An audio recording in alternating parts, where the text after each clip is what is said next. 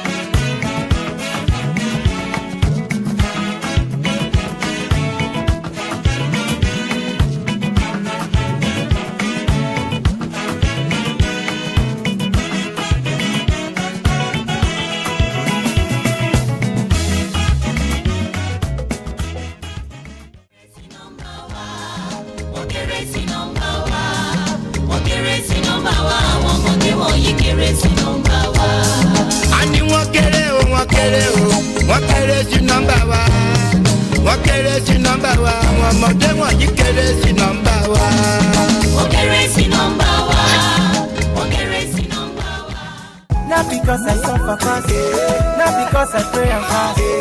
No be your show, no be jazz. I'm watching. Daily, Osinachi. I'm no kwa, Osinachi. One man, Osinachi. I'm watching. Daily, Osinachi. Mama, Osinachi.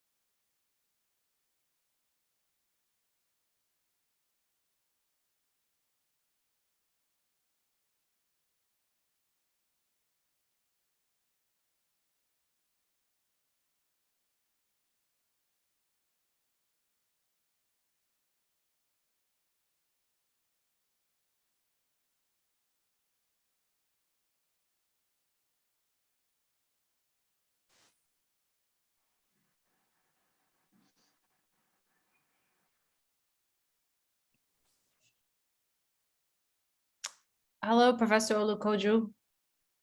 Yeah.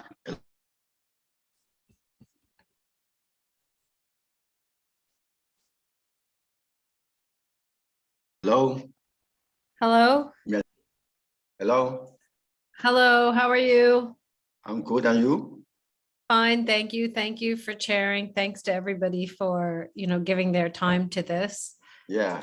Good to see you. It's nice to meet you. Yeah.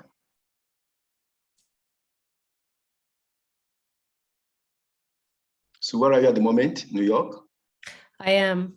Okay, great. Are you in Lagos? I'm in Bayreuth. Okay, okay. How are things there? Very great. You can trust the Germans. Yeah, probably more than some others, yes. Yeah. Everything works according to clockwork. Which is increasingly rare around the world. It's not happening here in the US. Well, this is Germany. This is Bavaria. How's the transport situation with the petrol? I saw it this morning that the Germans are saying that the Russians are, intentionally withholding petrol. Well, I don't know what's happening in town because I trek to school most of all the time. That's convenient.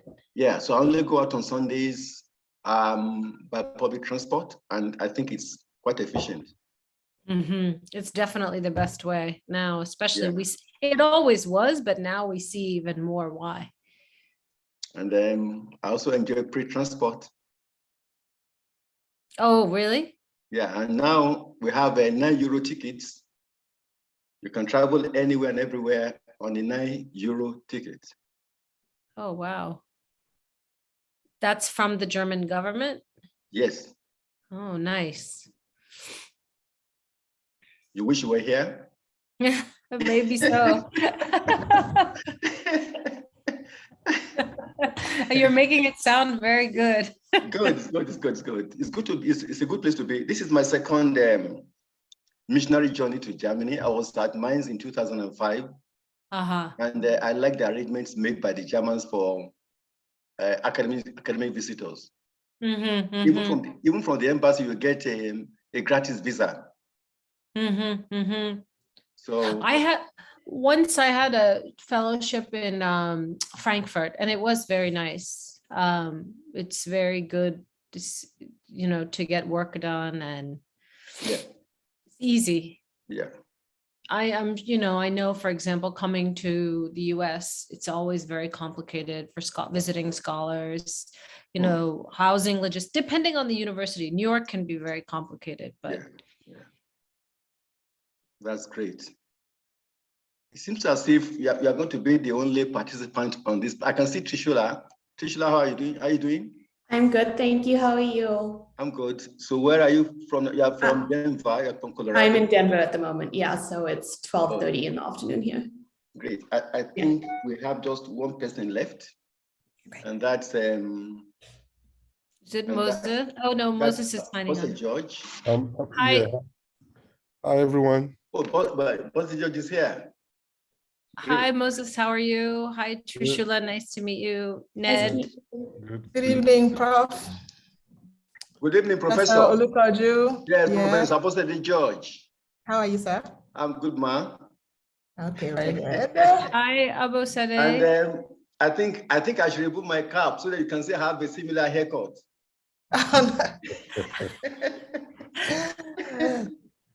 The only one odd out is Shobana Shankar with all her hair. Yeah. I do have a lot. Yes, it's also humidity. It's spreading. The thing is, I couldn't get the background, the Lagos Studies Association background, because my eye disappeared, and then it was. So I don't know how you did that. It just worked. So. Good. I'm representing on the panel. I know somebody has it, so that's good. Good enough. I think we have to start now. It's 8:30 here, 7:30 elsewhere. And it's my great privilege, it's my pleasure to welcome everyone to this panel. We are looking at Shobana Shamkar's book. I I can confirm that all the panelists are here. Nedbet is here from Hawaii. Abosede George from Barnard College of Columbia. I haven't seen Washington Obeng. Is he there? Obeng is not here. Yes, the prophet Moses is here. That's right. That's a good way to say it. Yes, yes. Yes, it's from Vanderbilt. And of course, we have Trishula from Denver. And of course, the person that has prepared the meal, the feast for us today, Shobana Shankar. So we are told that after my brief comments, we start, and I think we start in the order. Ned will start first in that order. Ned, Abosede, Washington, if he joins us, and then Moses, then Trishula. My name is Adeji Lukojo, as you know, but my friends call me Daudu. I won't tell you the meaning of that, but it's a nickname. How it is spelled D-A-O-U-D-U, Daudu. So I think I'll get started now. Let me just pay my compliments to the author. I believe that this is a fascinating book. I've taught African history and I've taught Indian history as well. But I learned a number of new things from the book. I could see how she managed to cross all forms of boundaries, disciplinary, spatial, temporal, and all that. So I don't have the right to preempt any one of you. And I think that it's time now to ask Professor Nedbet to speak to us. What are your comments and views on this book? Each person has 8 minutes, but I think that I'm exercising my authority here and nobody can arrest me by adding 2 minutes to each speaker's slot. I think it's better to hear from you, the experts. Then, of course, we give a chance to those on the platform to comment. Then Shobana has a chance to reply. So let's have the fireworks now. Ned goes first. I have no fireworks in my arsenal here. I'm happy to report, but thanks for the sparkling, exciting introduction to the panel. First of all, I'm thrilled at the quick extension to 10 minutes. Let me start my stopwatch here because I typed up some comments and read them out to myself today, and it was about 20 minutes. So I've been cracking off practically all day, but I think I can do this in 10. So first of all, thank you to the chair and to the LSA. This is a really remarkably well-organized conference, unlike many others that I have been in, and I'm thrilled to be invited to participate in this roundtable. I'm also really happy to be able to go first. It's clearly the easiest, I think, slot of them all to speak first, but also I'm in Dar es Salaam for this year. So it's coming up on 10 p.m. Here on the East Coast of Africa. So if I start to fade, please forgive me. I was very happy to receive this stimulating book for free. I will have my library purchase it, Professor Shankar. And it's great to have an opportunity to share my thoughts with all of you and with Professor Shankar. If I recall, the last we met, we were young PhD students setting off on dissertation fieldwork at that time, just a few years ago, right? As I recall. So to be clear, I approached this book as a historian of East Africa and South Asia. I focused on African and Indian interactions across the Indian Ocean, in Tanzania in particular. Now, I would like to start with highlighting just a couple of key accomplishments and contributions that I think this book makes. First and foremost, any historian reading this will congratulate the author for the really impressive research, innovative, creative, exhaustive research that really uncovered a disparate set of widely scattered sources to narrate understudied encounters and interactions between Africans and Indians, as well as the analysis of the racial ideas that hover as specters, as the title puts it, behind their entanglements.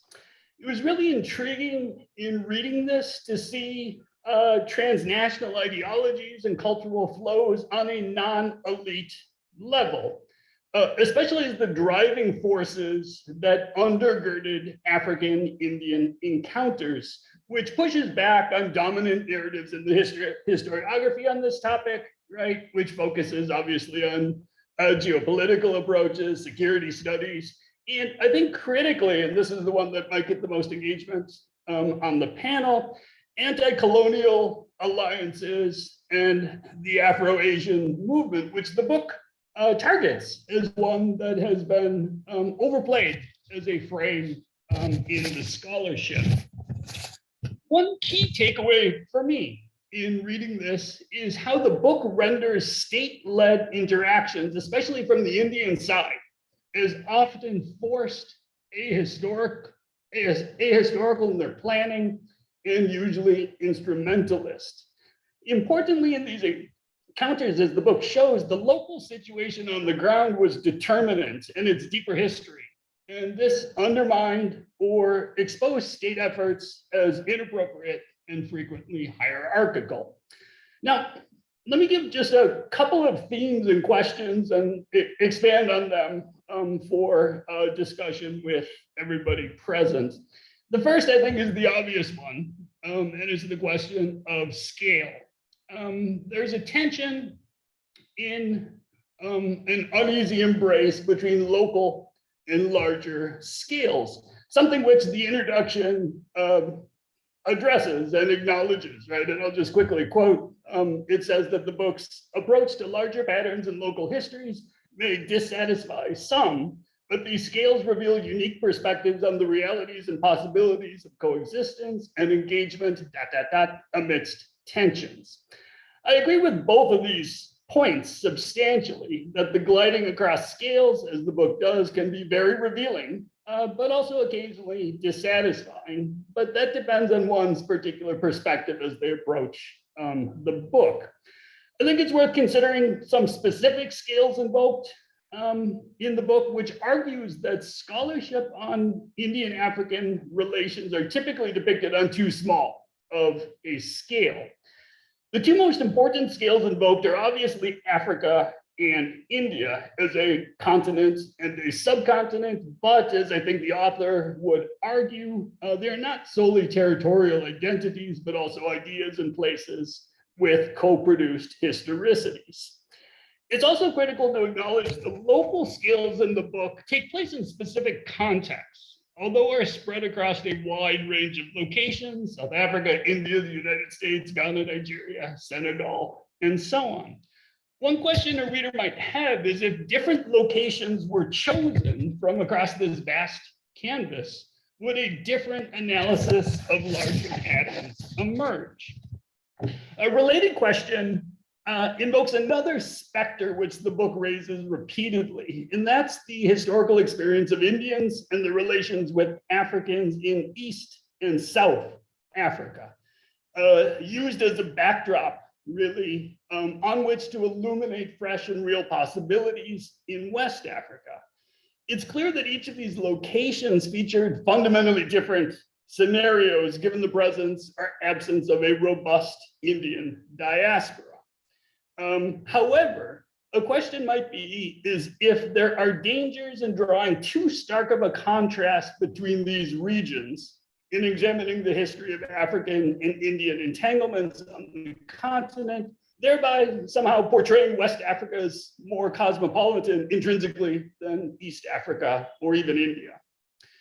One last point on scale. I'll admit to struggling at times to discern some of the larger patterns that emerge from these vibrant encounters amongst the really compelling set of actors, non-conforming actors. I really appreciated that term. I'll let the author correct me, but I got the sense that the book intentionally resists generalizing some of these larger patterns to the local historical encounters. But one conclusion that I came to from the rich depictions of these projects forged between Indians and Africans was that some of the larger scales and categories of meaning appear to be rendered almost as empty vessels to be filled with contested and blurred meanings by diverse local constituents. And this includes categories as fundamental to the book as African and Indian. Another topic I would like to touch on is the question of agency. And I think one of the book's major strengths is its location of agency in these interactions as apart from the state. The cast of actors is really breathtaking in scope. They offer these interesting perspectives on history, right? We go from the Ahmadiyya Muslims in West Africa to Senghor's intellectual work, which empowers academics at the University of Dakar. You've got these transnational actors in science and technology. You've got the Hindu monastery of Ghana forging all these connections. You've got the agents working in sort of the Indian African cultural economy.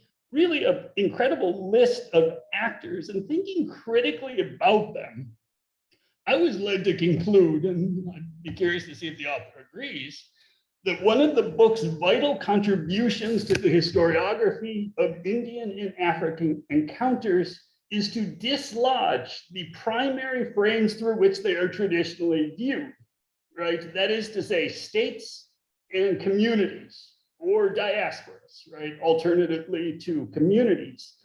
And instead, the book replaces these frames with what I might call, and this could be clunky, institutions, right? Institutions operating at an entirely different level, right, than has been traditionally explored.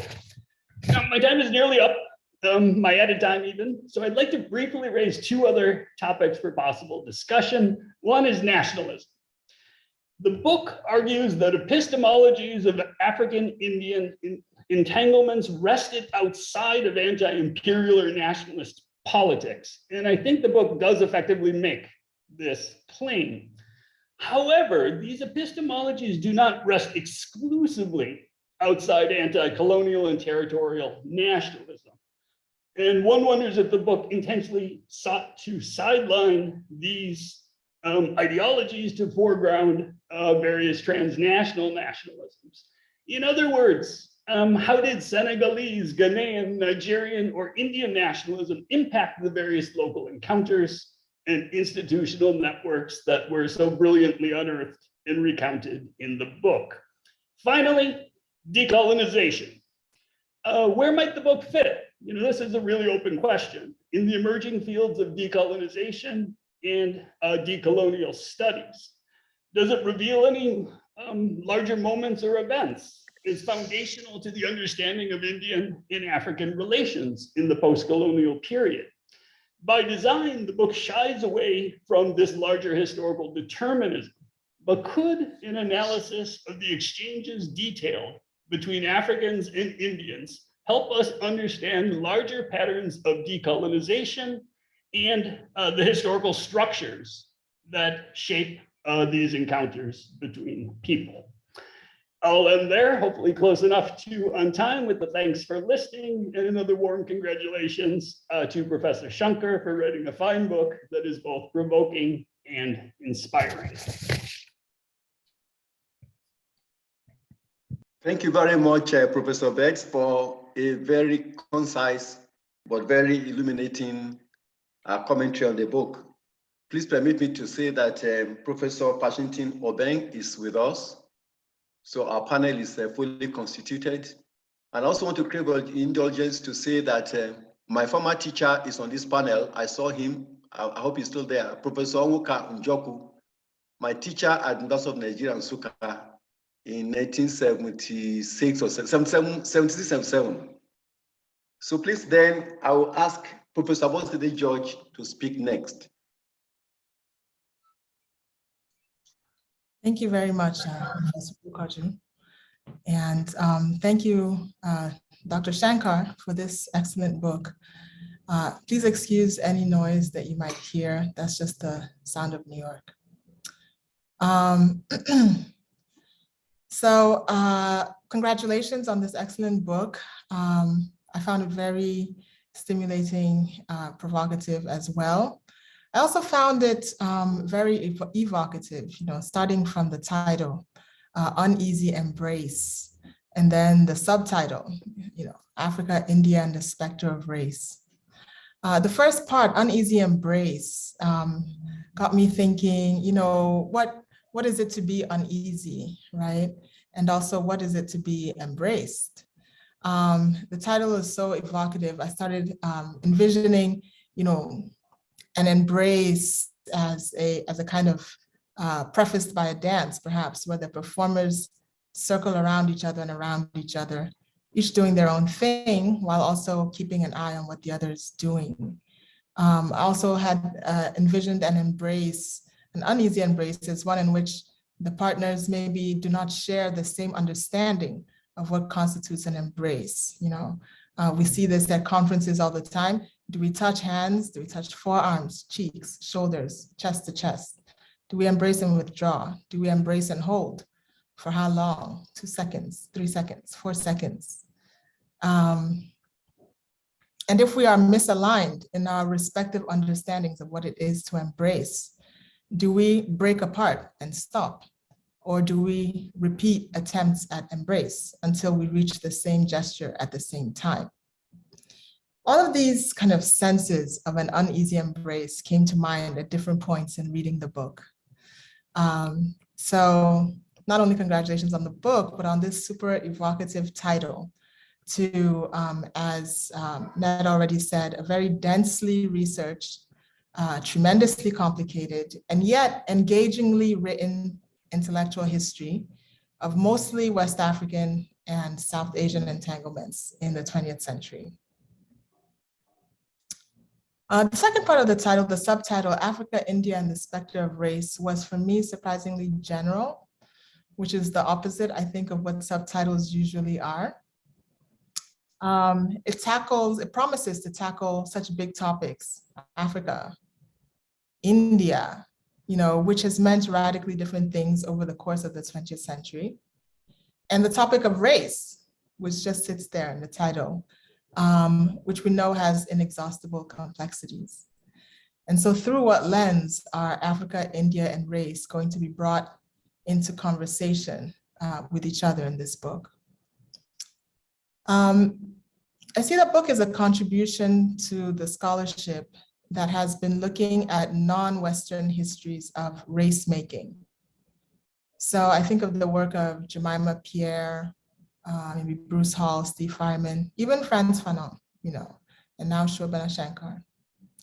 How do these people, it's a scholarship that looks at how people that Vijay Prashad called the darker races constructed each other as different. And the book considers this, of course, in the 20th century, which is in the wake of European empire and its own ways of race making. The book also brought to mind the early field-defining work of anthropologist Brian Larkin, whose 1997 article, Indian Films and Nigerian Lovers, Media and the Creation of Parallel Modernities, has been cited 647 times at last count. So if we take these scholars that I've just mentioned together, as well as some rising scholars coming out of LSA who have been working on African ideas of race, I think you would have a very interesting syllabus, a very interesting seminar course put together. In the book, Dr. Shankar takes on many complicated topics. Starting at the beginning of the century, she explores what I would call African histories of Orientalism, as recorded in the circulation of popular Indian paraphernalia. So spiritual objects, images of gods and goddesses, and things like that. And then moving into the colonial period, she explores economic tensions between Indians and Africans, mediated through a shared subjugation to the British Empire. Then she moves into the 1960s, where we look at competing strands of Pan-Africanism across the continent, some of which were strands that sought to exclude Indians from an imagination of African features, and some of which sought to incorporate them into an imagination of a global Black world. So she does a kind of contrast between Amin's Uganda and Senghor, Senegal. Then there's a little, there's also a little remarked history of brain gain to Africa when persecuted Ahmadiyya intellectuals from Pakistan fled to West Africa to take up teaching and research professions, which gets explored in the book. There's also an interesting history of the challenges that African, Black American, and South Asian scientists, who were all interested in political, racial, and scientific solidarity, faced in trying to create and maintain institutions, kind of South-South institutions in the 1980s. Of course, filmmaking and dance, the creative spaces, the arts, emerge as spaces of collaboration and competition among Africans and Indians in the Bollywoods, Nollywoods, and Gollywoods that we all know and love. And there was also a really fascinating discussion on the remaking of Hinduism, a kind of a casteless Hinduism, by an internationally renowned guru from Ghana that I thought was a very fascinating part of the book. So the book is very wide-ranging in its interests and in the sorts of entanglements that it attends to, but also in the idea of what an entanglement can be. It covers a large number of topics and meticulously complicates and nuances each one. Something that really stood out, one that really stood out to me, for an example, was the discussion of a kind of dilemma, perhaps, that faced West African scientists during the Cold War. And on one hand, they were supported by third world comrades like the Pakistani Nobel laureate, Dr. Mohammed Abdus Salam, who were able to mobilize international funding to support the participation of African scientists in institutions like its International Center for Theoretical Physics. But on the other hand, African scientists also received support from Black scholars in the US, like Dr. Joseph Andrew Johnson III and other faculty at historically Black colleges and universities, who were able to mobilize American funding to invite African scientists for research periods to the US. All three of these groups of scientists were invested in South-South collaborations, and that's very clear. But they also had varied ideas of the grounds of these collaborations. So it's really interesting to me to read about African scientists being somewhat caught between, but also benefiting from their membership in dual, intersecting, and sometimes conflicting third world solidarity and Pan-African solidarity movements. So the book leaves nothing simple. Entanglement is never simple in this book. There are many other examples in the book that illustrate the complexities of African and South Asian entanglements. And you'll notice I use South Asian because sometimes in the book we're talking about India, sometimes we're talking about places formerly known as India. The book explores how those entanglements manifested as collaborations, as projections onto each other, as solidarities, and also as competitions. And of course, even as combinations of the above in myriad historical moments and situations. My comments are almost over, and I just want to share a bit of a personal anecdote that the book called to mind. Many years ago, earlier in my teaching career, I had an undergraduate student who wanted to write her major senior paper on Indians in Kenya. And she was a white American student, and she had had an opportunity to study abroad in England. And while she was in England, she learned about the Kenyan Independence War, and she was able to do research in British archives on that period in Kenyan history. And she developed a very strong interest in the political entanglements and disentanglements of Indians with what was going on in the colony at that time. So she came back to New York. She had a fistful of British colonial records and all this excitement about working on Indians in Kenya. Senior students in my department are divided up more or less equally among the faculty. And since she was writing on Kenya and I teach African history, she was in my group. But I teach African history, which to me meant the history of Africans as well as the history of the place known as Africa. And here was this student proposing to write a history of Indians. I was hesitant, okay? for me, the question was, is this even an African history project? So the issues I'm getting at here are, very complicated issues, bearing on questions of multiculturalism and multiracialism, issues that very few of us working in West Africa have really examined in a systematic way. Some of the pioneers in examining it in a systematic way are on this panel. I remember thinking, wasn't she proposing to do something like writing about the British in X, just replaced with the Indian in X instead, right? Wasn't this an echo of imperial history? But I ended up persevering and working with her. I kept pushing her to think more deeply about how can this be an African history project? How can her project, focused on Indians and using British records, enable Kenyans to be actors, agents, something other than mutes in the background against which all of the really interesting events and ideas are taking place.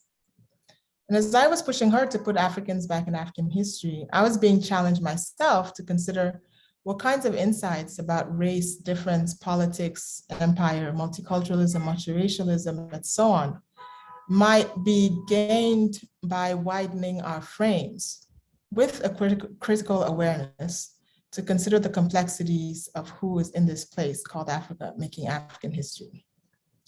Uneasy Embrace, reading it, I thought of that period, that episode, and that student. And I felt that Uneasy Embrace was a book that maybe answered both challenges. The challenge of widening the frame, while also keeping Africans at the center of African history. Thank you. Thank you very much. You overshot by 1 minute. We'll forgive you. So we'll now ask Professor Washington Obeng to please make his contribution. Prof, are you still there? Yes. Please, Thank you have you. the floor now. Yes.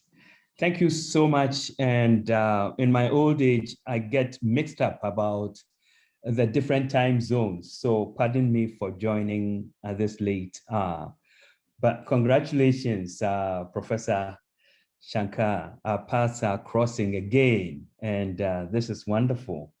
And I thank you for also allowing me to be part of this conversation. My work has been made very easy because the previous speakers have already digested and dissected this wonderful book. So I would rather say that a rich book like this prompts all kinds of responses from its readers. And in congratulating Professor Shankar, I am also reminded of what Michael Hanchard wrote about the Spectre. The title is Spectre of race, how discrimination haunts Western democracies. Because in Hanchard's work, he traces democracies and uneasiness that result from exclusionary systems and attitudes all the way to the Greco-Roman world, and then comes into the present. However, Professor Shankar builds her arguments on Indian and African symbiotic relationship. Such relationships go through workable and challenging moments, as my previous speakers have already indicated. Then an image comes to mind, or a metaphor. Are we talking about the Trojan horse metaphor? That sometimes Indians or South Asians are on the continent of Africa, and they suggest they bring in gifts of themselves and resources, ideas, and all that. And then in some quarters, they are perceived differently because other people give them names, and then they discover, like the traditional or older Trojan horse. And similarly, there are people of African descent that are in India, as Professor Shankar knows, And then those Africans in India also are perceived as bringing negativity to the world in India. So it seems to me that the author is exploring shifting identities. And then she does not limit herself to physical space, because all the spaces that she is describing and analyzing in her book are beyond physicality, because she is approaching the issues through her own lived experience. She talks about experience in Nigeria and then uses that, the uneasiness, to explore the larger issues that have been alluded to. And as you are exploring, Professor, you are exploring all these issues and using race, I wonder whether we should also look at what you also know, Stuart Hall. Stuart Hall argues that there is nothing wrong about classification, but rather, when in the process of classification, people put values on certain issues or certain practices or certain people, to say taller people are preferable to shorter people, or light-skinned people are preferable to dark-skinned people, so that it ceases to be a matter of race, but rather people zeroing in on the differences that they see between themselves and other people. And so, although I understand how the use of race in this book, beautiful book, plays multiple roles, I wonder if she would put brackets around the word race. Because as Kwame Appiah argues, the only race there is the human race. And so whenever we use titles or write essays or books and use that word race, I know that she struggles to qualify, define it, and so on. I'm wondering whether there is another way of looking at that reality or phenomenon, because otherwise, this is a problematic word. And if we follow what Kwame Appiah says, that the only race is the human race, then it's differences of ethnicities or practices that Africans on the continent, when they encounter people from South Asia, see rather than what may be called race. So that's one minor point. I'm also looking at, or what leaps at me, is the power of Indian mystical practices in West Africa that I know of. Because when Mami Wata, as she has beautifully described, the notion of Mami Wata, a mermaid, is brought to West Africa by those that fought for the British in Burma and other parts of the world. Those notions that gained traction in parts of West Africa, not only did it produce practitioners of Hinduism, it also created other phenomena where Africans latched onto as a way of increasing the spiritual power. I also like it that she alludes to the gifts of that spiritual or metaphysical or mystical power that Indians did bring to the continent of Africa. And then she leaps to India, where Bhavagor is alluded to. And it is true in Ranthambore and others in Gujarat, there are dargahs or shrines that are devoted to descendants of Africans who have played important roles in the lives of people in South Asia. Not only that, in parts of Karnataka, today there are shrines that have Habshi or Sidi names that have been put on them, meaning that there is cross-fertilization of mystical power between the continent of Africa and South Asia, India in particular. I like that because snake charmers, as some people have found in parts of Africa in movies, and the dancing people and all the Bollywood dancers and so on, those have gained traction. But today, whenever there are certain major events and the headquarters in Delhi, there are government officials that invite descendants of Africans that are called either Shidis in Pakistan or Sidis in India to come and showcase aspects of their culture so that those are used to mark and showcase diversity that India boasts of. Now, there are other issues or points that I raised in this book, but I'm also wondering if our author could help resituate the ambivalence and contradictions in ways that fruitful examples could be provided, because an easy embrace leaves something in the, or a taste in the mouth saying, are there moments of resolutions? Where are those tourists? It is true that Vishram, for instance, goes to East Africa, Uganda in particular, sets up programs and so on, and he's seen as a philanthropist, okay?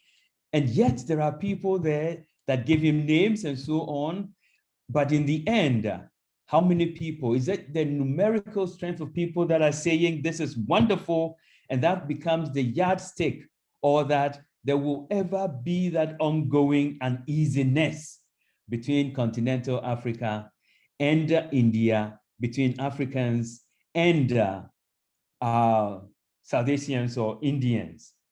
Finally, I know that our author touches on the aesthetics of exclusion, using the hair, waves. This is fascinating. I wonder whether some Africans also use the hair extension as a way for self-definition rather than it being an aesthetic way to exclude or creating problems all the time. These are some of the issues that jump at me. And back to my initial point, it's a richly texted book that covers so many grounds. The nuggets are complicated and beautifully just put together. And I salute you, Professor Shankar, and I will leave my comments at this point. Thank you. Thank you, Professor Ben. You've taken the longest time, and I think deservedly so. I'm sure that the next professor now will do it. We give him an extra time. He has an extra minute added to his. That's Professor Moses Ochono. Okay, thank you. Sorry. Thank you. Well, thank you. Let me do this. So thank you, Professor Shankar. You and I have come a long way. Thank you for this, for the gift of this book. I teach a course, I used to teach a course titled Africa and the World, where I teach about Africa-Indian interactions. I haven't taught that course in a while, but I'm thinking of bringing back that course after reading your book, because I do think that there is a lot that needs to be opened back up for discussion. You know, the syllabus would be a lot richer if I were to do it now. So Uneasy Embrace is an incredible methodological and analytical accomplishment. The archival and analytical triangulation that went into it is quite exemplary.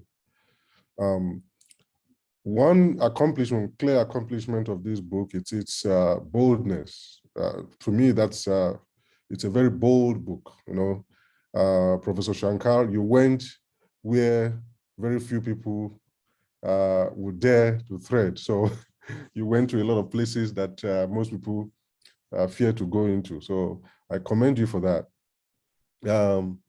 It's this boldness in taking on long-established modes of theorizing racism, race, and ideologies of difference and supremacy formulated by subaltern groups. The book argues that Africans and South Asians were quite inventive in matters of race, and that this inventiveness occurred both within and outside colonial frames. And I think this is a very insightful, but also a very bold challenge to the way that we scholars have traditionally talked about racial ideas and racial ideologies in Africa and in other parts of the colonized world.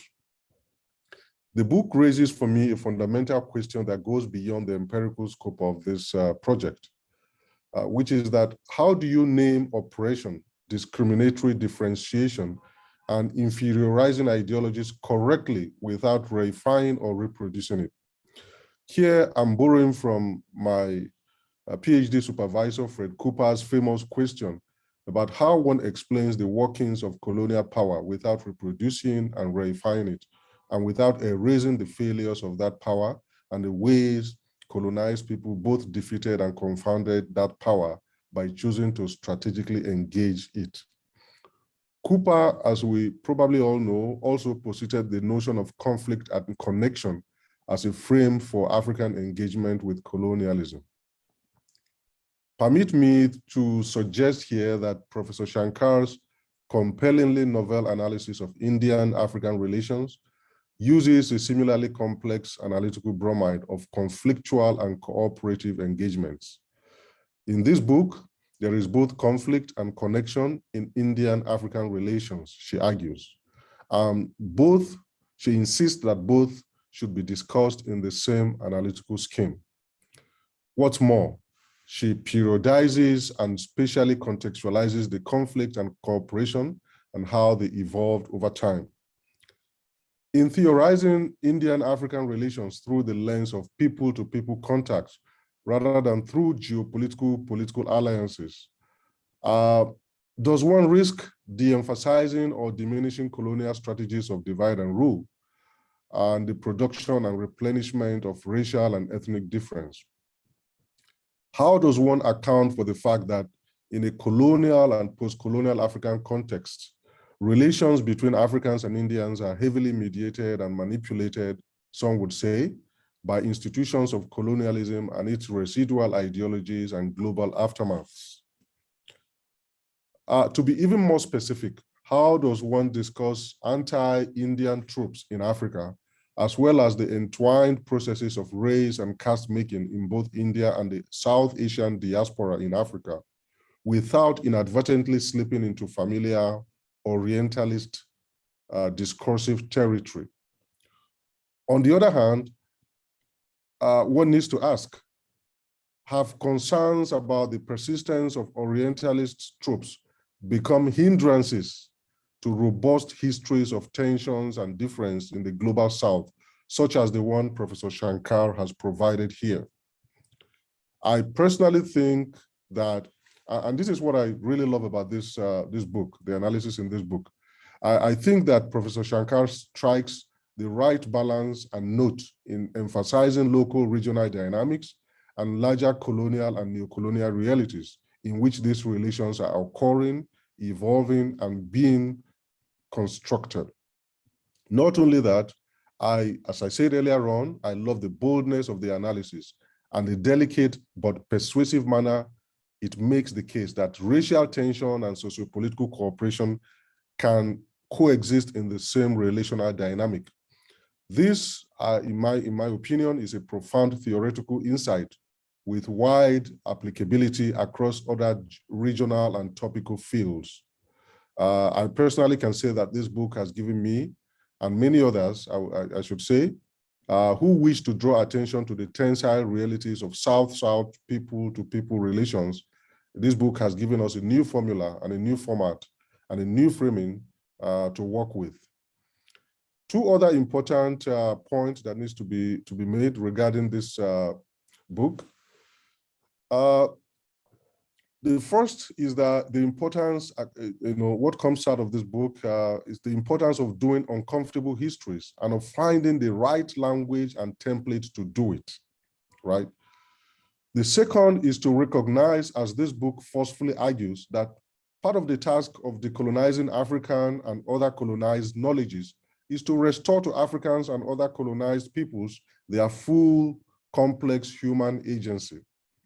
I think this means, recognizing that Africans and Indians were and are capable of rational, strategic, and self-interested identitarian thought, and have produced such thought proactively and reactively in several historical encounters.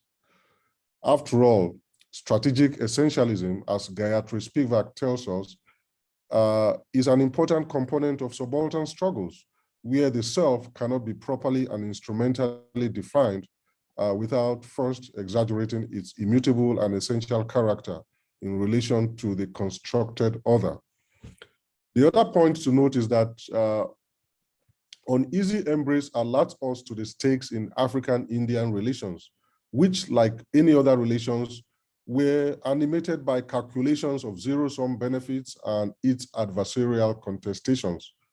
Often, for ideological reasons, we scholars prefer to see intergroup relations in abstract idealistic terms rather than as relations burdened and complicated by mutual expectations and suspicions with roots in instrumental stakes. I want to commend Professor Shankar for presenting in this book a networked history of Indian and South Asian religious and political ideas and artifacts circulating in African spaces. I personally learned a lot about how these African spaces were prepped and primed for these modern interactions by medieval oceanic exchanges. The book also enlightens us on how these South Asian ideas, practices, and religious systems mapped onto African societies and were domesticated and then incorporated into African and Pan-African anti-colonial and post-colonial struggles. This, for me, is a model of how to follow people as individuals, but also in networks across oceans and across multiple regions to write a transnational story while still being attentive to regional peculiarities and flavors. Shankar's careful detailing of the differences between Eastern and Southern African-Indian relations and West African iteration of the same relations speaks to this balancing of the transnational and the regional. Let me move to some questions that I have. One of them is, how do you write a history of a relatively privileged middle figures, right? And their relative privileges under colonialism, while at the same time accounting for the overarching colonial victimhood of these middle figures, whether those figures were South Asian traders and merchants or African elites and chiefs. In other words, how can we write colonial and post-colonial histories that are shot through with multiple victimhoods and layers of victimization? How can we write histories of intergroup relations in which dominant, privileged, or oppressive groups are also victims of overarching systems of colonial oppression and racial capitalism? How do we theorize culpability and victimhood regarding the same communities? For me, one major theoretical insight of Uneasy embrace is that victimhood is not simply infallibility, and so victims can themselves be considered and prolific purveyors of ideologies of difference. But I want to ask if there is another, perhaps more satisfying theorization of the coexistence of victimhood and racism in the same body politic. In what other way can we explain individuals and communities that embody both subaltern marginality and haughty racial self-representation? Mahmoud Mamdani says victims can become killers. But is there something more fundamentally human about this duality that we should be addressing as scholars? Several years ago, or many years ago, I should say, I read a New Yorker article titled, "Everybody Needs a Nigger." That's the title. Very provocative title. This article made the simple but truthfully uncomfortable point that as humans, our sense of who we are and our self-esteem do not only come from our socialization processes, but also from how we perceive others who do not look like us. All human communities, including Africans and South Asians, construct their cultural confidence through a search for inferior outsiders. So therefore, caste, class, race, and other constructs of identification serve to accomplish this search for the quote unquote nigger, which then gives us a sense of our own identity. The construction of inferiors and the production of supremacy are expressed through race or ideas of indigeneity, access to land, antiquity, and autochthony. It seems that Uneasy Embrace makes the case strongly that Africans and Indians, like other communities around the world, are complicit in this most fundamental art of human self-making and self-consciousness. A very wonderful book. Again, congratulations to my friend, Professor Shankar. So maybe we can meet in person and talk about some of the other issues. I have a lot of issues. I wrote a few things down. Probably will send it to you as well. But I look forward to the engagements that this book will provoke in the months and years ahead. Thank you. Thank you, Professor Moses Ochonu, for a most penetrating and illuminating comment on the book. I think we now have to ask Dr. Trishula Patel to intervene at this point. Thank you. And thank you for having me on this panel. I'm honored to be included with all of you as experts talking about this book.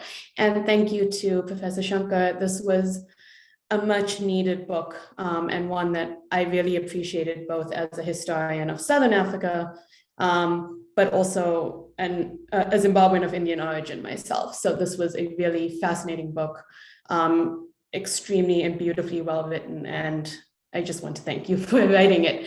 So I approached this book as an historian of Southern African history, of British colonial history, as well as a history of South Asian diasporas in Southern Africa.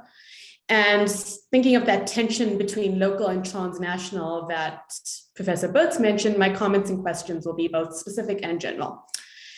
And to start off, I was struck by your argument in the introduction that Indians were made one people by the African experience, right? And this was connected to the idea you talk about that the power of race making does not only lie with whites. And this made me think, sort of the discussion of ideas about race between Black and brown peoples that predated and transgressed that colonial experience. I have the uneasy task of being the last person to speak, so I know I'm repeating things that have been mentioned, but hoping that we can talk about them more as well. And I was also struck by your analysis of how caste in India differed from caste in Africa, and the ways in which ideas about caste were both static and fluid. Static from the way they were categorized by the colonial experience, but fluid in that they change according to the context in which they find themselves, right, in a specifically localized African context. And I had a question about those in West Africa who converted to Hinduism. I wonder if you could talk more about how caste worked in those settings. What were the debates between Indians and Africans who were part of the same religious communities? Does caste help them integrate, or is it another barrier, right, to true solidarity? Secondly, the focus of the book on the circulations between the Black Atlantic and the Indian Ocean, and you bring in this really fascinating idea of a brown Atlantic. My own work has sort of looked at the intersections between Atlantic and Indian Oceans and how the settler colonial experience created contexts in which Indians in the diaspora both resisted and were a part of imperial structures. And your work, as others have mentioned, compares that settler colonial experience to the distinctly different colonial experience in West Africa, and then that creates a distinction between East and West Africans that Professor Burt's also brought up. And this I see as sort of being as the product of settler colonialism in the East, and political engagements across the Atlantic by West Africans, right? But I also wonder if there's some of that happening in the settler colonial world, if that distinction isn't as stark as we might think it is. A chapter of my own book manuscript looks at how an Indian man challenged access to a public swimming pool, and therefore the whole basis of racial segregation, and how this case ended up in front of the High and Supreme Courts of Southern Rhodesia. And his lawyers and the judges overseeing the case turned to similar challenges to segregation in the United States, including Brown versus Board. And the judge found in favor of this man and sort of considered the intangible effects of segregation that his counterparts across the Atlantic Ocean, had also done.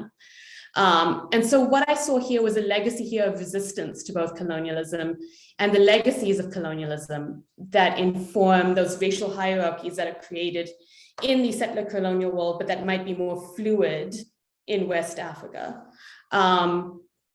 And I'm also wondering then if the connections between the Indian Ocean and Atlantic Ocean can be found not just in those who resist these systems, but the very institutions of segregation themselves. And so perhaps this creates a new lens of thinking about Indian and African political engagement in South Africa, which was an example you came back to in the book. I also wanted to talk about sort of African perceptions of Indian colonization. We've thought about white settler approaches to Indian colonization in East Africa, but not about African perceptions of that. And I was also struck by your argument that Gandhi is a metaphor for the Indian presence in Africa, and that we shouldn't take for granted a sort of monolithic approach to how Africans viewed Gandhi. And here this made me think of the work of South African Indians who have taken a similar approach to thinking about Gandhi, right? Like Ashwin Desai, Ghulam Wahed, against those decolonial narratives of those like Ram Guha, who do sort of want to put Gandhi into this monolithic view of decolonization. And it's important, as you mentioned, that Gandhi is an element of the colonial experience, but then also invoked as part of the resistance against it.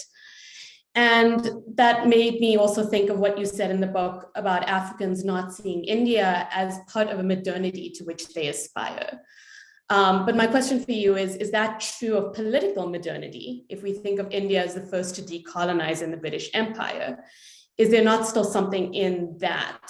And I'm thinking here as well of Nico Slate and colored cosmopolitanism as well. But that, of course, changes to a more economic form of modernity, right? With Indo-Philly, as you mentioned, as a form of African consumerism. And the African consumption of Indian cinema, right, is something that has been a key focal point of scholarship. But I also thought about African literature that draws in the experience of consumerism of Indian forms of cinema, like Chris Abani, for example. And I wonder in what ways Bollywood has realized it has an African audience, even as it continues to promote colorism, right? Does Bollywood realize that they have this market, and are they doing anything to change it, or are they just keeping on the way they do? Because that sort of made me think of Jeremy Presthold and his argument that African consumer demands drive world trading networks. So is this true of Indo-Philly in Africa as well? And I think this connects back to this idea that India has become of a modernity to which ordinary Africans could look to, even as they face discrimination and racism as students themselves in Modi's India today, right?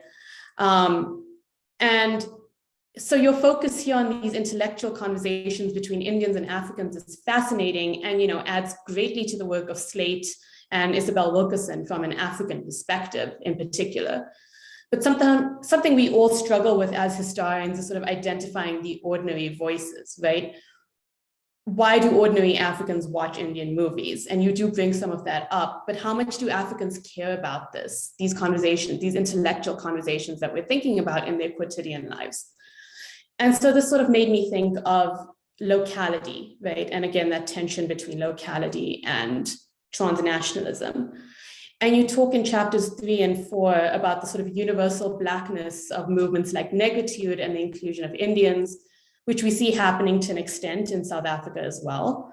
And I really enjoyed and was struck by your argument that local demands formed the third world, not the other way down. This third world wasn't created from the top down, it's created from the bottom up. And here the importance of local conflicts versus that theoretical distant Cold War, which isn't always the main driving force in people's lives. And so the transnational and transregional approach you take makes even clearer the need to look at these local contexts and the sort of ordinary daily interactions that shape people's lives. So this is something, I think I've been thinking about as well. How can we narrow down on the comparative aspect that shows us forest level connections, but not necessarily all the individual trees as well. Because you mentioned that the political rhetoric of Afro-Asian solidarity, which, as you are very correct about, has been overplayed, masks the sort of grassroots negotiations of the 1950s. But it also masks the grassroots engagements that you deal with beautifully, looking at Islam and Hinduism and how these religions are both taken on and shaped by African converts. Similarly, there are converts to Islam in Southern Rhodesia. There's the Yao community who come from Malawi, and the local Islamic community there helped them build a mosque in the 1930s and 40s. But you don't see that with Hinduism in the settler colonial world. And so that drew for me more of that distinction you make between those regions. And I'm going to come back to that. Because a fun aside, Apapant, who comes up in one of your chapters, he's shown up a great deal in my own research, similarly in Sana Aya's work, right? And he's quite the character. Even as he engages with Africans in fascinating ways, right? He allegedly takes the Mau Mau oath, but that could just be colonial paranoia and anxiety about his connections with Peter Konange, right? In his personal views and writings, he reinforces that hierarchy of Indians over Africans in the political spectrum. And he doesn't think Africans are ready for full majority rule in Southern Africa. And that made me think of your apt analysis that even as the spatial imagination of India has grown, the identity of the Indian as a Hindu has grown narrower, right? And so that colonial legacy is still living on even as conversations about it transgress the colonial experience. Modern Hinduism and political Hinduism has become a barrier to even the uneasy embraces of your book title. And so my final sort of broad question then is, what does that mean for India's role in the world today? I don't know if that's a question that can be answered today, but just something that when I got to the end of the book that really struck me. But again, congratulations. I want to echo what everyone else has said. This was a beautifully written book. I devoured it in a day. I really enjoyed reading it, so thank you. Thank you very much. And at this juncture, I wonder whether there are questions from the participants. I can't see any hands up.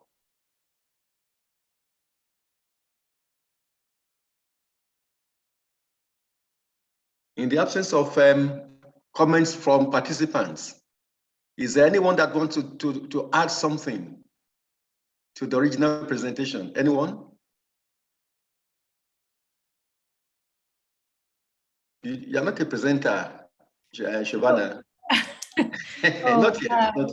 Okay, I'll wait. Is anyone wanting to add something? I think it's okay she responds, because what she responds with probably will provoke even more conversation. Okay, let me just ask the question about, are you aware of Guru Maharaji in Ibadan?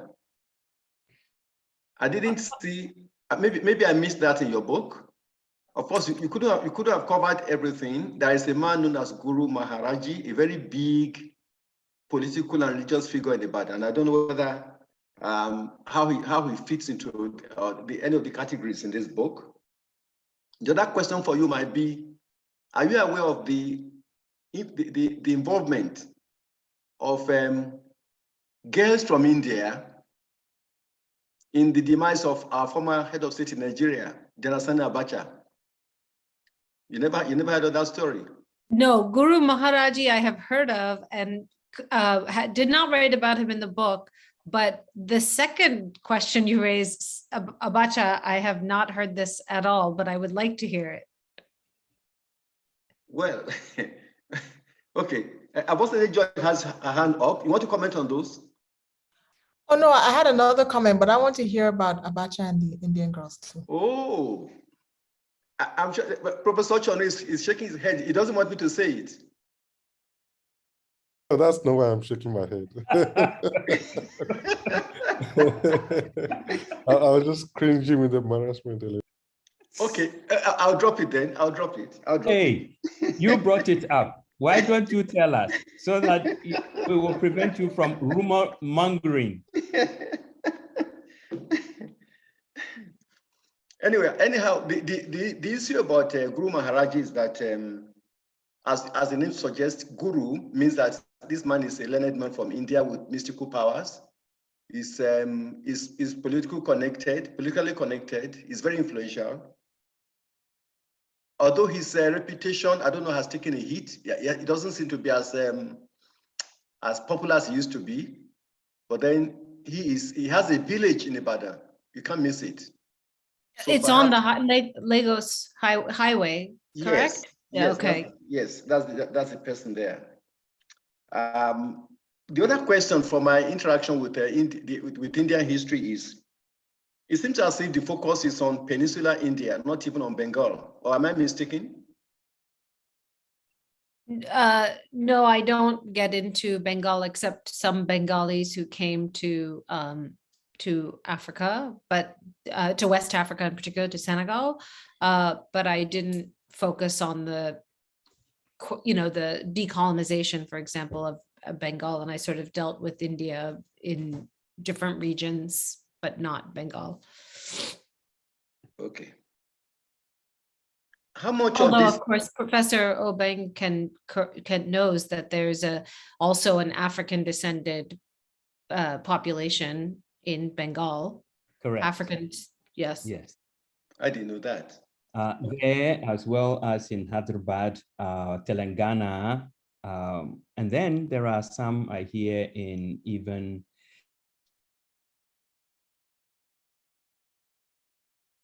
Okay, we've lost him.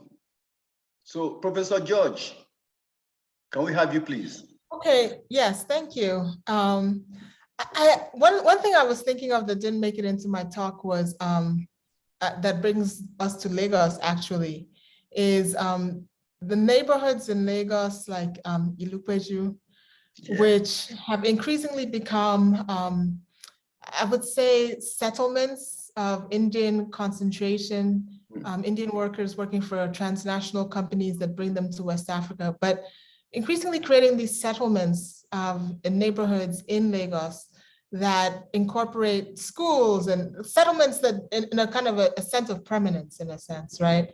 Like schools and temples and stores and I came to awareness of this through, I was taking some dance classes at a school run by a Nigerian, which featured a large number of Indian people, adults and young people who would also come for dance classes. So, as I was reading the book, I was thinking, how does a place like Ilupeju fit into this kind of history? Is this is it an entanglement? How does this fit into the category of entanglement? There are definitely economic ties that bring these communities into Nigeria, but there is also something about the concentration spatially that suggests a disentanglement. But then there's something about the school that, I guess thinking about maybe, and I don't know enough about the particularity of the Indian community that seems to be concentrated in Ilupeju. I don't know if there is a region that they're coming from. I don't know if there are a particular set of companies that are mediating these connections.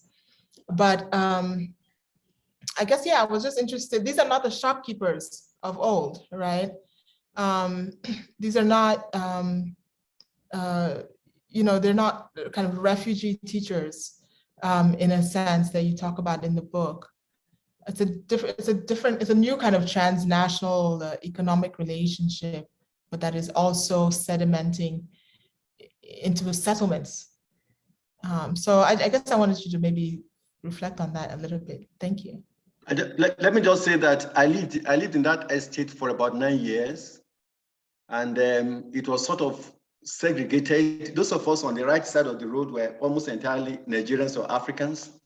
Then the Indians were on the other side of Coca Road with the Indian school and other activities there. So it's a thriving community. I don't know how much of the estate they've taken over now. I'm sure they've taken over more streets and spaces. But Ilupeju is where the action is as far as the Indian community Lagos is concerned. And they're very strong. Thank you.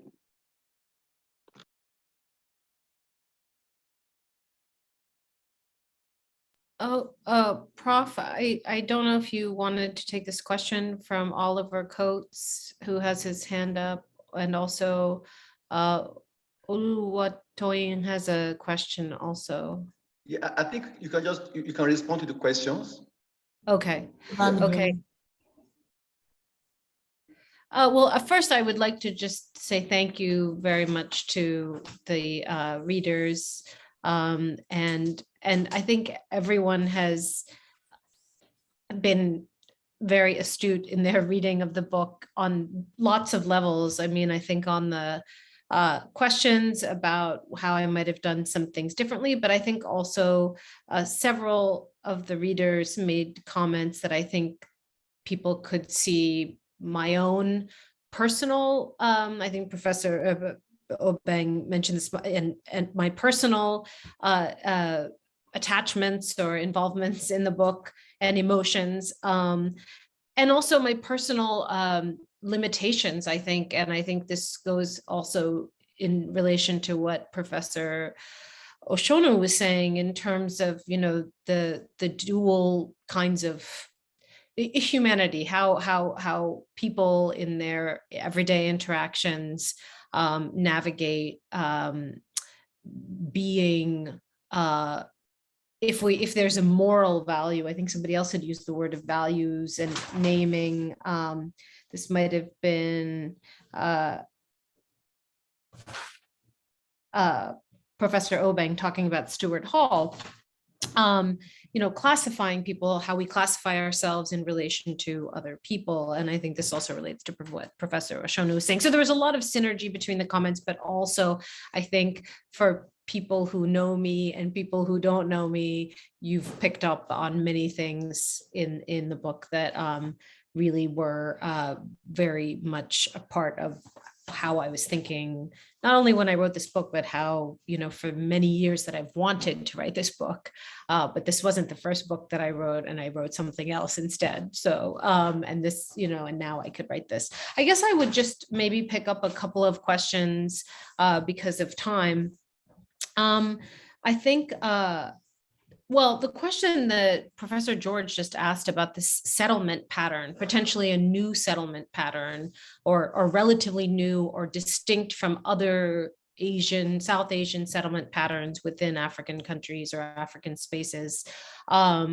If you compare the initial railway camps that South Asians lived in, Indian workers lived in during the colonial era in East Africa, or merchant communities, or the teachers who came from India and Pakistan and Bangladesh in after the 1940s. The way they settled was totally different, because they usually did settle with Africans at university campuses.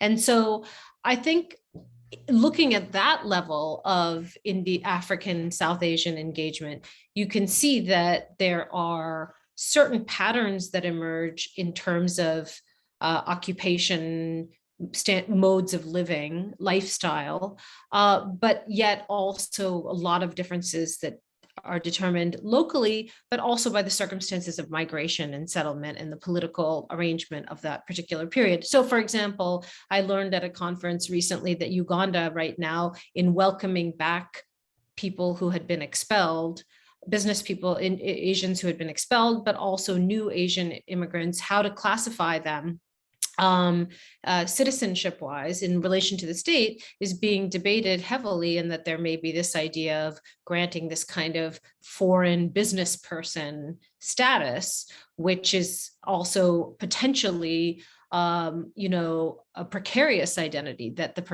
those people could be at another time expelled or at least targeted if there are new efforts at Africanizing the economy. So this leads me to, so I do think this kind of settlement is very interesting.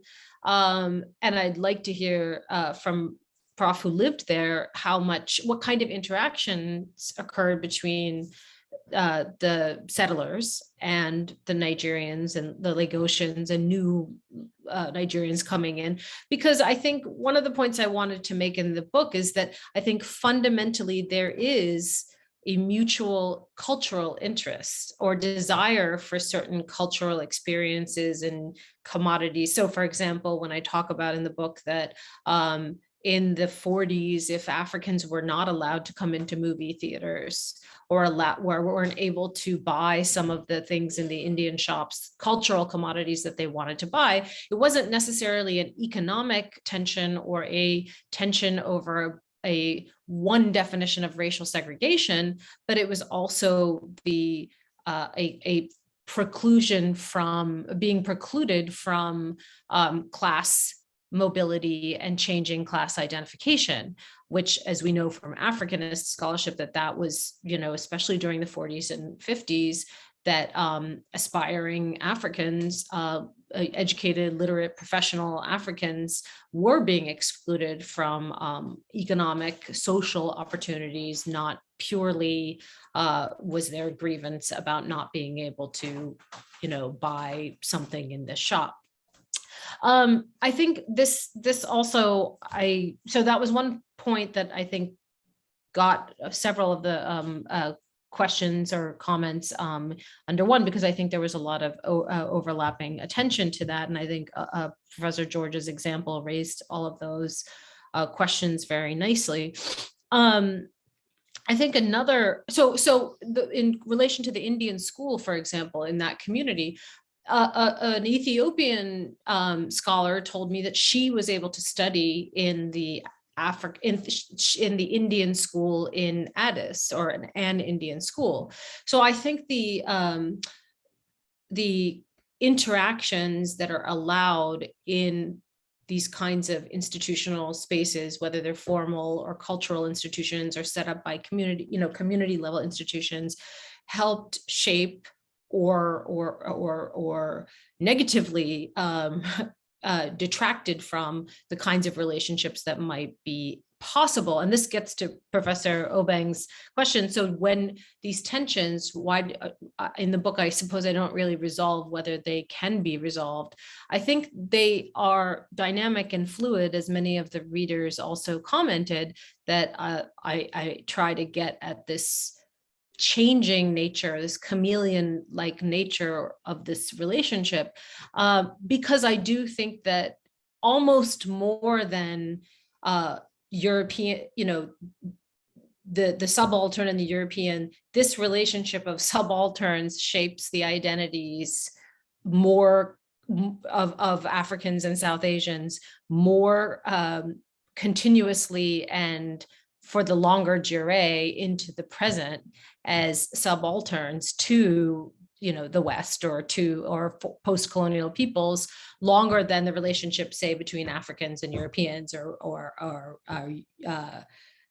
Indians and Europeans. So in other words, I think the reason why some of these tensions resurface or become reconstructed in other kinds of relationships, or are resolved and mediated through work like Senghor did, or through Indofili, and the Indians who moved to Senegal, who sort of become immersed in Senegalese cultural life.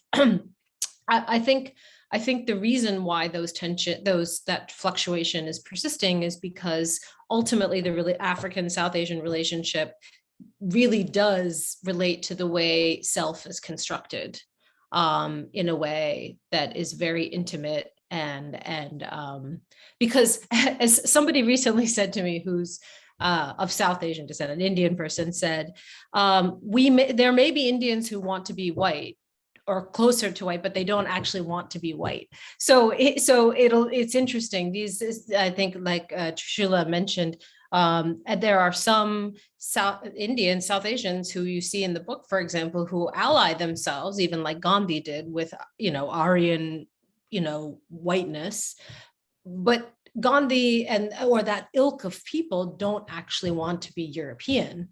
There's even a sense of superiority over Europeans in that equation.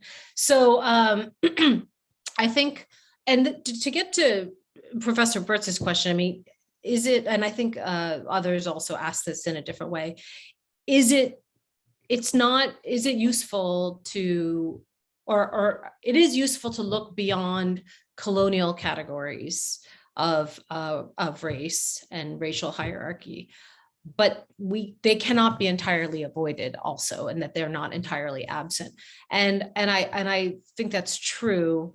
And but I think the ways in which Africans and South Asians continue to make race, and why it's not a category that's totally inappropriate for the context or absent in the context, is because of the new and shifting creations of those categories that we see taking place even now. And this gets to Professor Patel's last question: what is India's place? I mean, I think that in the contemporary global south, I think this is where African challenges to how India has comported itself, whether it's in the treatment of Africans who are living in India, or it's even on the question of, say, Muslim, of multi-religious democracy. I think that India is actually in a very vulnerable place, in a way that African political leaders and African intellectuals, like, for example, those critical of Gandhi studies, have been and will continue to be some of the most insightful voices to point out some of those problematic aspects of Indian political discourse and practice right now. Because unfortunately, in India, many academics have been co-opted by the right-wing government. And this is why I think, for example, when the Gandhi Must Fall protest started in Ghana, a lot of leftist Indian intellectuals joined that and supported that. And so I think this is where, and at the end of the book, when I talk about the struggle, the protests against skin lightening creams and whiteness that is projected in Bollywood, and the African rejection of skin lightening creams, for example, that influenced Indian women to undertake their own protests. This is where, and I think Professor George said this. I mean, this is where I really wanted to find a way to document the African political, intellectual, racial influence, and that term very consciously, your racial ideological influence on some sections of India, of Indians, whether it be left-wing Indians or South Indians who identify as, Black. And so this is where I felt that, in fact, I think in the future, there will be even, in fact, more influence. And this is, I think, Professor Patel also raised this, the reading of Indian reading of African intellectuals. And sorry to interrupt you. I'm sorry, Prof. We have just about 5 minutes to go. So I think there was a question in the Q&A, right? Should I take this question? Yeah, in 2 minutes. The conversation of West Africans to Hinduism. Have they integrated the caste system? No. In fact, there's in Nigeria, and I think this is the guru in Nigeria also comes from, I think there are many different Hindu pockets in West Africa, African Hindu they don't integrate the caste system.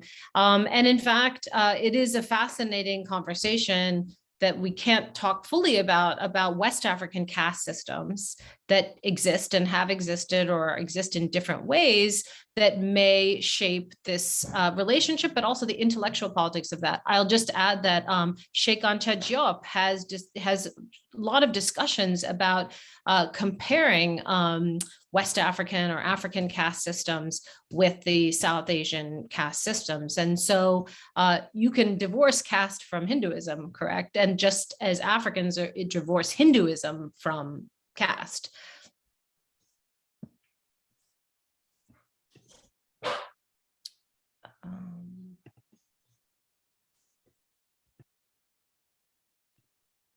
Prof, you're on mute. I'm Omire, sorry.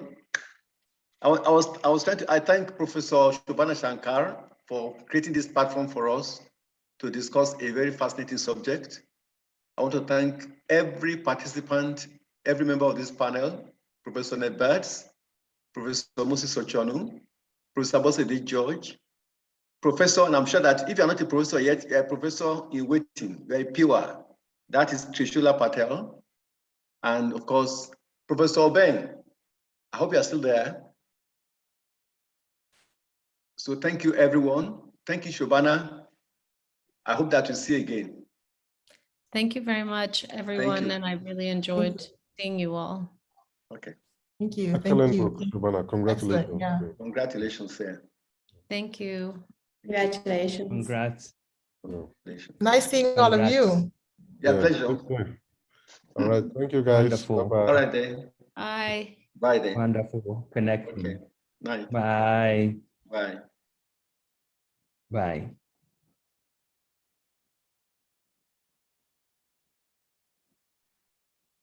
Thank you, Prof. Bye-bye.